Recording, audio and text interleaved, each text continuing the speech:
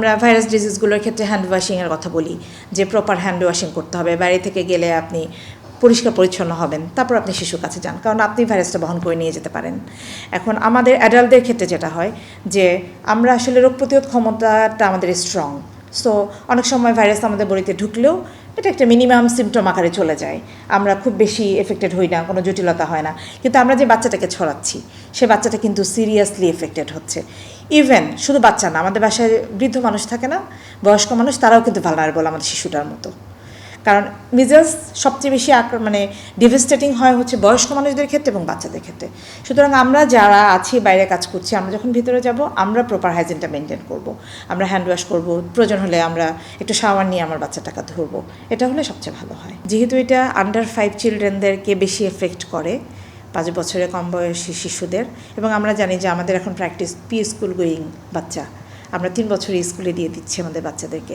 So এটা যেহেতু highly contagious, খুব বেশি আক্রান্ত করে, মানে একটা বাচ্চার হাম হয়েছে সে একাই 18 থেকে 20টা বাচ্চাকে হাম ছড়াতে পারে একই সাথে। সো আমাদের বাচ্চাগুলো যখন হাম হচ্ছে, আমি যদি স্কুলে পাঠিয়ে দিই তাহলে অনেক বাচ্চা এফেক্টেড হবে। সো ফার্স্ট অফ অল হচ্ছে আমার বাচ্চাটাকে আইসোলেট করতে হবে, আলাদা রাখতে হবে। ইভেন আমার বাসায় 3টা বাচ্চা আছে, আমার একটা বাচ্চার হাম হয়েছে, যে বাচ্চার হয়েছে সেই বাচ্চাকে কিন্তু আমার অন্য বাচ্চাদের থেকেও আলাদা রাখতে হবে, তার মানে তাকে আলাদা একটা রুমে রাখতে হবে। তার আগে আমাদের জানতে হবে সেটা ছড়ায় কীভাবে, সেটা বুঝলে আমরা বুঝবো যে আমার সতর্কতা কী।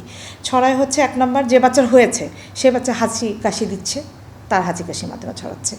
এবং নর্মালি ধরেন মিজেলস ভাইরাসটা এই এয়ারবর্ন ড্রপলেট হিসাবে বাতাসে ভাসতেছে, আমি নিঃশ্বাসে নিয়ে নিচ্ছি, সেভাবেও ছড়াচ্ছে। আর একটা হচ্ছে কন্ট্যাক্টে, এক বাচ্চার হয়েছে তার কন্ট্যাক্টে আরেক বাচ্চা গেল, কাছে গেল, একসাথে খেললো, বসে গল্প করছে, এভাবে হয়। সো আমার আলাদা করতে হবে, এটা হচ্ছে প্রথম কাজ। আলাদা রুমে রাখতে হবে, তার প্লেট গ্লাস বাটি এগুলো আলাদা রাখতে হবে, সে যেন আলাদা খায়, তার জিনিসগুলো আলাদা মেনটেন করতে হবে। এটা হচ্ছে প্রথম সতর্কতা।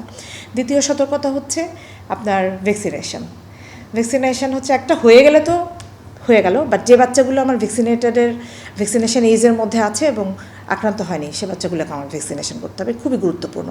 এটা যেন আমরা কখনোই মিস না করি। ভ্যাকসিনেশন নিয়ে অনেক ধরনের মিথ আছে, অনেক ধরনের ভুলভাল আলোচনা আমরা ইদানিংকালে শুনি, এগুলো থেকে আমাদেরকে বের হয়ে আসতে হবে। একটা জিনিস মনে রাখতে হবে যে একটা সময়ে এই যে ইনফেকশাস ডিজিজগুলো, সংক্রামক রোগগুলো, এই রোগগুলোতে আমাদের দেশে হাজার হাজার বাচ্চা মারা গেছে।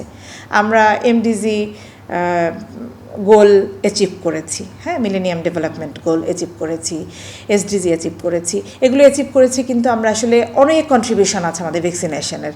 আমরা এই রোগগুলোকে এমনভাবেই কন্ট্রোল করতে পেরেছি যে আমাদের ডেথ রেট, আন্ডার 5 চিলড্রেনদের ডেথ রেট কিন্তু অনেক কমে গেছে।